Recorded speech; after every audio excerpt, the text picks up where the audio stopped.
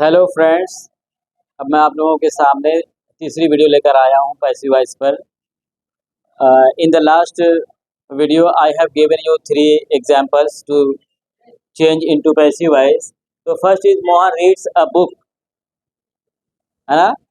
तो we have to change this sentence into passive voice and now what will you do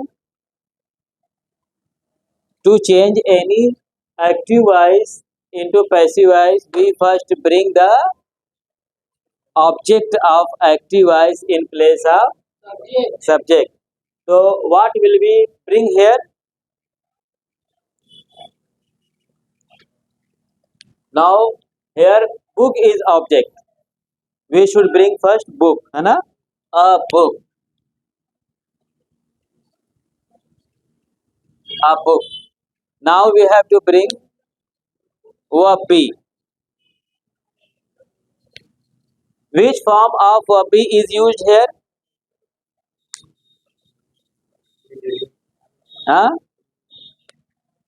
Different form of verb be are is, am, are, was, were, been.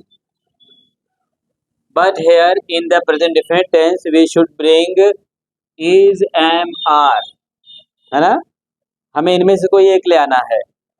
तो यहाँ पे हमें is am are में से कोई एक ले आना है क्योंकि प्रेजेंट डिफिनिट है। तो हमें यहाँ पे इज एम आर में से कौन सा ले आना है? Is, a book is. अब वर्ब बी के तुरंत बाद हमें हमेशा क्या लाना है? We have to bring the third form of verb. तो verb is read. What is the third form of read? Red.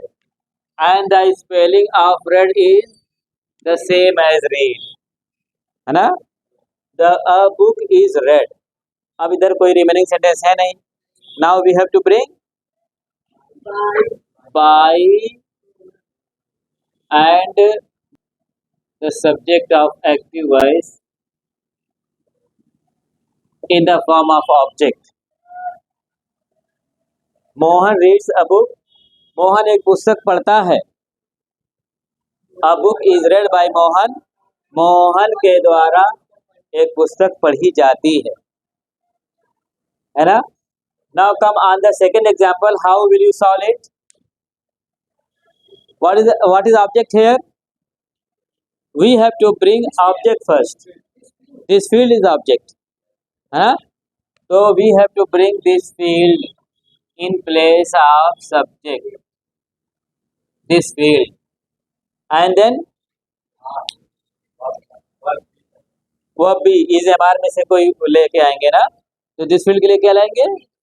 This field भी सिंगुलर है। We should bring is for singular subject.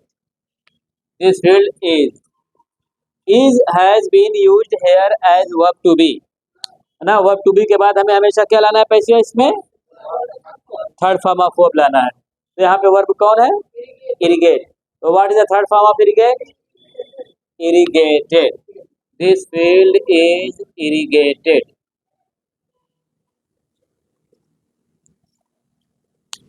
This field is irrigated. अब ये subject तो हमें यहाँ by के साथ आना है। अब उसके बाद कुछ रिमेनिंग सेंटेंस बच रहे हैं ना, ये यहाँ पे ला देंगे। This field is irrigated in the morning. अब सब्जेक्ट ले आएंगे बाई के साथ, बाई देम, है ना। लेकिन अब ये देखिए यहाँ पे इन द मॉर्निंग टाइम है ना। टाइम को लास्ट में रखना अच्छा होता है। तो हम अब इस रिमेनिंग सेंटेंस को बाय देम पहले कर देंगे, इन द मॉर्निंग को बाद में लिख सकते हैं। हम ये उधर भी कर सकते हैं। तो हम लिख देंगे this field is irrigated bye them in the morning, है ना। अब हम इसको ऐसे कर देंगे। समय को सेंटेंस में लास्ट में लिखना अच्छा रहता है। तो irrigated bye them in the morning time है, टाइम को हम लिख दिए लास्ट में।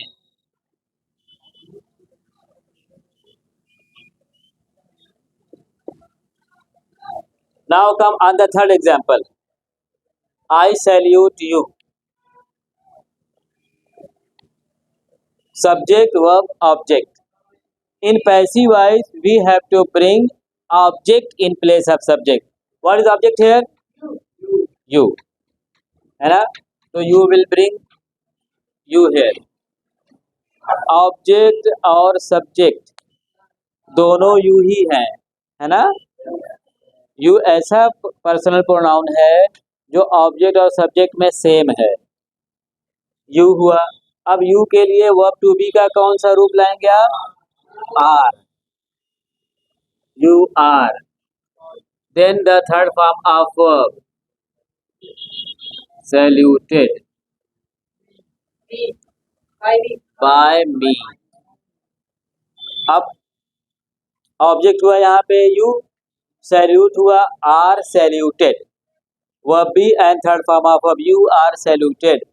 I सब्जेक्ट आया by के साथ ऑब्जेक्ट के रूप में, by me. तो I salute you, मैं तुम्हें सलाम करता हूँ, मैं तुम्हें सलामी देता हूँ। You are saluted, तुम्हें सलामी दी जाती है by me, मेरे द्वारा, है ना? Okay, now write it down. Now we have to change negative sentence of present definite tense into passive voice. But before going to negative sentence, है ना, I want to make you clear about the personal pronouns.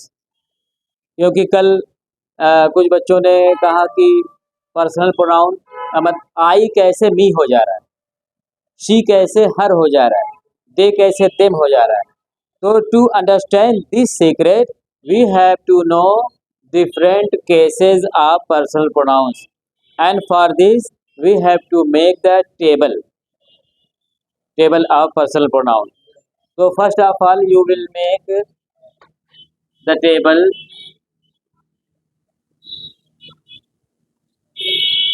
related to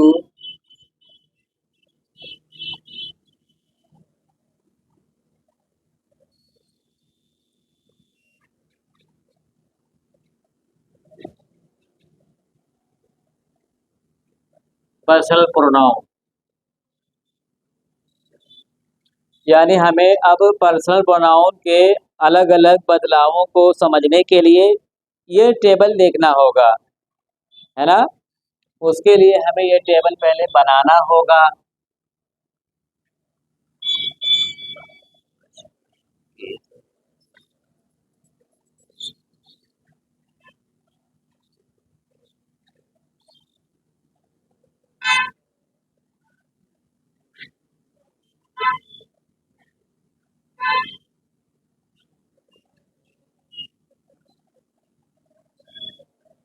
first person, second person, third person.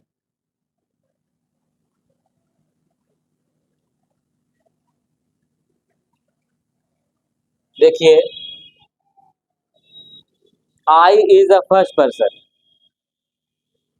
You second person, okay, ये है I first person, you second person. और third person में singular feminine gender है तो ही she होगा, और singular masculine है तो ही है, फेमिनाइन है तो शी है, न्यूट्रल जेंडर है तो इट है, और इन सब का प्लूरल, तीनों का प्लूरल है दे, है ना? और आई का फर्स्ट पर्सन है, इसका प्लूरल है वी, और यू का प्लूरल यू ही है, यू ही है, और है ना, ही शी इट का प्लूरल दे है। ये हो गए फर्स्ट सेकेंड थर्ड पर्सन, तीनों का ये हो गया सब्जेक्टिव केस।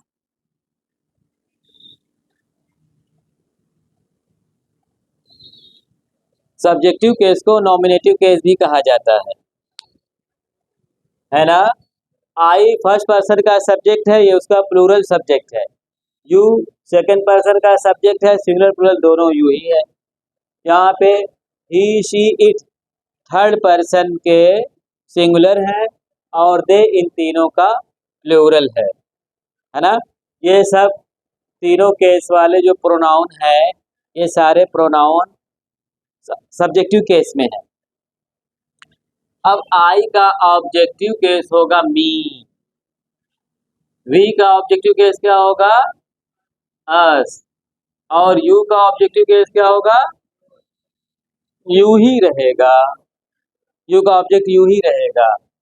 अब ही का ऑब्जेक्टिव केस क्या होगा हिम होगा। शी का ऑब्जेक्टिव केस क्या होगा हर होगा। इट का ऑब्जेक्टिव केस क्या होगा, जैसे यू का यू ही है वैसे इट का इट ही रहेगा, ऑब्जेक्ट भी। अब दे है, दे का सब्जेक्ट दे है, ऑब्जेक्ट क्या होगा देम होगा। ये हो गए तीनों पर्सनल प्रोनाउन के ऑब्जेक्टिव केस,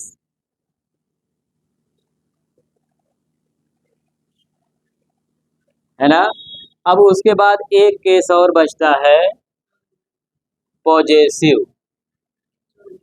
सब्जेक्टिव को ही नॉमिनेटिव कहा जाता है। अब आता है पॉजेसिव केस।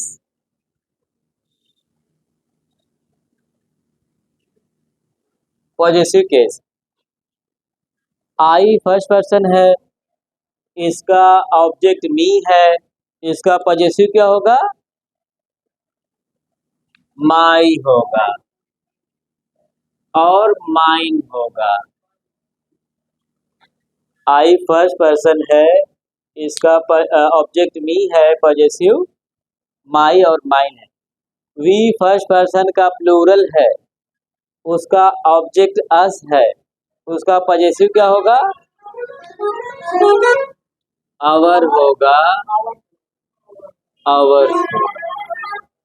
अब ये यू सेकेंड पर्सन का सब्जेक्टिव केस है और सेकेंड पर्सन का ऑब्जेक्टिव भी यू ही है। सेकेंड पर्सन का पॉजेसिव क्या होना चाहिए योर होगा और योर्स होगा। अब देखिए थर्ड पर्सन का सिंगुलर है ना, मैस्कुलिन जेंडर ही है, सब्जेक्टिव केस है, उसका ऑब्जेक्टिव केस हिम है ना, और उसका पॉजेसिव क्या होगा हिज होगा, है ना। अब थर्ड पर्सन के सिंगुलर फेमिनाइन जेंडर का शी है, उसका सब्जेक्टिव केस है शी, ऑब्जेक्टिव क्या होगा हर है, ऑब्जेक्टिव। अब पॉजेसिव क्या होगा ऑब्जेक्टिव भी हर है, पॉजेसिव भी हर ही होगा या कभी कभी हर्ष भी होगा, है ना। अब इट है न्यूटर जेंडर का, इसका सब्जेक्टिव केस इट है, ऑब्जेक्टिव भी इट है, पॉजेसिव क्या हो जाएगा इट्स हो जाएगा। अब थर्ड पर्सन के है ना का जो प्लूरल नंबर है वो दे है तीनों का।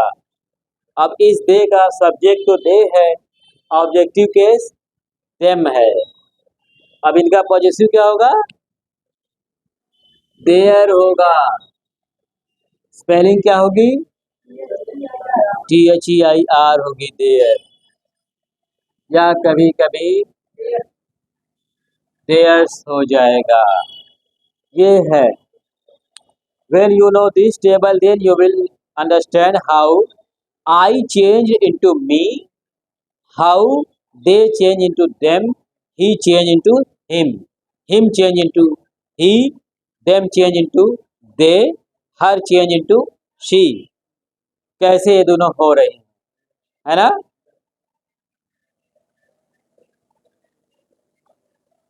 Now make it. Now personal pronoun को डिफरेंट फॉर्म्स को समझने के लिए, उनके चेंजेस को समझने के लिए हम एग्जाम्पल लिखते हैं यहाँ पे। शी प्लग्स फ्लावर्स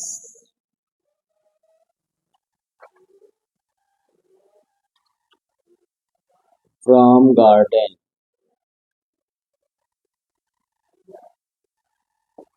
अब हम देख रहे हैं यहाँ पे she plugs flower from the garden, वह बगीचे से फूल तोड़ती है। यहाँ in this sentence we have to change into passive voice. So as we know that to change any sentence into passive voice we first bring the object of active voice in place of subject. तो यहाँ पे object है flowers. Object कहते हैं जिसपे काम का असर पड़े। काम का असर पड़ा है फ्लावर्स पर, क्योंकि काम हुआ है तोड़ने का। प्लग वो तोड़ती है, किसको तोड़ रही है? फूलों को। कुछ बच्चों को लगता है कि गार्डन ऑब्जेक्ट है क्योंकि वो लास्ट में है। ऐसा नहीं है। ऑब्जेक्ट जो लास्ट में वो नहीं होता है। ऑब्जेक्ट वो होता है जिसपे वर्ब का प्रभाव पड़े। वर्ब है तोड़ना, और किसको तोड़ रहे हैं? फूल को, तो फ्लावर्स ऑब्जेक्ट है। अब पैसिव वॉइस में हमें उसी ऑब्जेक्ट को ले आना है इन प्लेस ऑफ सब्जेक्ट। तो flowers will be put here. Flowers, अब after subject we have to bring verb be. तो फ्लावर्स के साथ हमें, क्योंकि प्रेजेंट इंडेफिनिट टेंस है, यहाँ वर्ब बी का जो उचित फॉर्म है वो है आर। Flowers are. और वर्ब बी के बाद हमें तुरंत ले आना है third form of verb.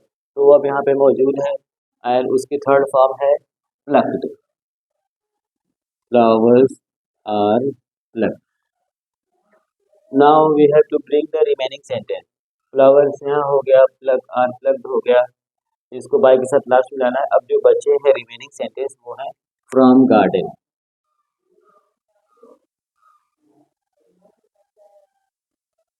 From garden by. अब हमें यही समझना है कि बच्चे कहते हैं शी कैसे हर हुआ। तो शी पर्सनल प्रोनाउन है, ये जब सब्जेक्ट की जगह पे है एक्टिव वॉइस में तो सब्जेक्ट के रूप में है। अब पैसिव वॉइस में वो आ रहा है ऑब्जेक्ट की जगह पे, उसने सब्जेक्ट वाली जगह छोड़ दी है।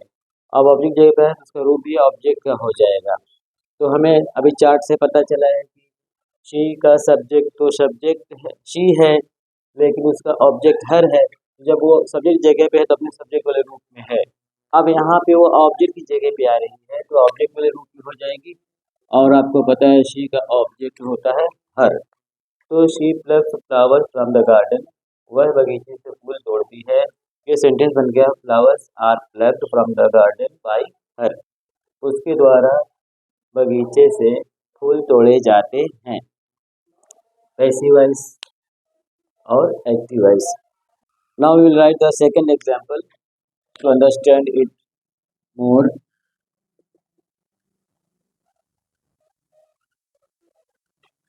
I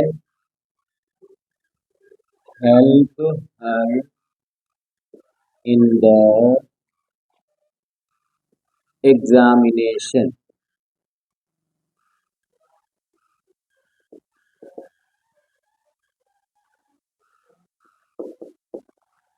I help her in the examination. मैं परीक्षा में उसकी सहायता करता हूँ। So now we have to change this sentence into passive voice. This sentence also belongs to the present definite tense. So to change any sentence into passive voice, we first bring the object of active voice in place of subject. हमें किसी भी वाक्य को passive voice में बदलने के लिए उस सेंटेंस के ऑब्जेक्ट को ले आना है सब्जेक्ट जगह पे। तो यहाँ पे I help her in the examination में ऑब्जेक्ट कौन है? As you all know that object वो शब्द होता है जिसपे काम का असर पड़े। काम होता है वर्ब, यहाँ वर्ब है सहायता करना और आई सहायता कर रहा है। तो आई हेल्प किसकी सहायता कर रहा है? हर की। तो यहाँ पे ऑब्जेक्ट हर है। अब हर को आप देखेंगे, हर जो है ऑब्जेक्टिव केस में ही है। ये हर जो है शी का ऑब्जेक्ट रूप है। अब वही ऑब्जेक्ट पैसिव वॉइस में आएगा इन प्लेस ऑफ सब्जेक्ट, सब्जेक्ट की जगह पे। तो अब इसको हमें सब्जेक्ट जगह पे ले आना है। तो तो हमें इसका सब्जेक्ट वाला रूप भी मालूम होना चाहिए। तो हमें मालूम है, आपने पीछे चार्ट बनाया है कि हर का सब्जेक्ट रूप है शी। तो हर ऑब्जेक्ट की जगह पे ऑब्जेक्ट वाले फॉर्म में है। अब पैसिव वॉइस में वही ऑब्जेक्ट आएगा सब्जेक्ट की जगह पे, तो उसका फॉर्म भी सब्जेक्टिव हो जाएगा, शी। अब क्योंकि पैसिव वॉइस में वर्ब भी और थर्ड फॉर्म मस्ट है, पहले वर्ब भी जरूर लाना है। तो हमें पता है हर टेंस के अपने अलग अलग वर्ब भी आते हैं, और ये प्रेजेंट डेफिनिट टेंस है, यहाँ पे वर्ब भी के रूप में इज आएगा, शी इज। अब वर्ब भी के बाद हमेशा हमें थर्ड फॉर्म ऑफ वर्ब लेनी है जो एक्टिव वॉइस में यूज है। तो एक्टिव वॉइस में कौन सा वर्ब यूज है? हेल्प। तो हेल्प का थर्ड फॉर्म हो जाएगा हेल्प्ड, शी इज हेल्प्ड। अब रिमेनिंग सेंटेंस ला देंगे इन the examination.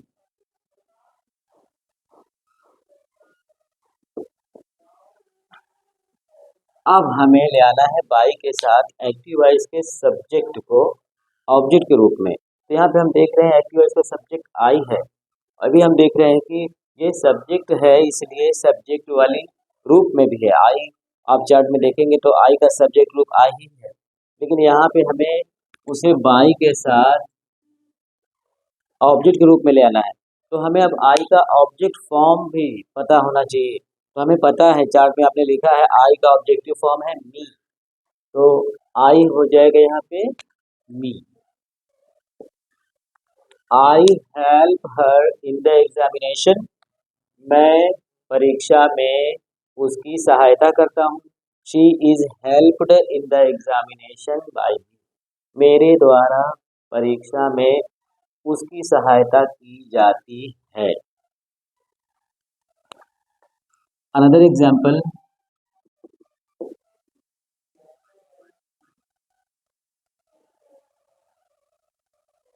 They respect us, वे हमारा सम्मान करते हैं। तो now we have to change this into passive voice. तो as you know we have to bring the object in place of subject into passive voice। तो object hair अस, हम जानते हैं अस, देखिए ये ऑब्जेक्ट की जगह पे है, वर्ब के बाद वाली जगह ऑब्जेक्ट की है, ये ऑब्जेक्ट की जगह पे ये पर्सनल प्रोनाउन यूज हुआ है।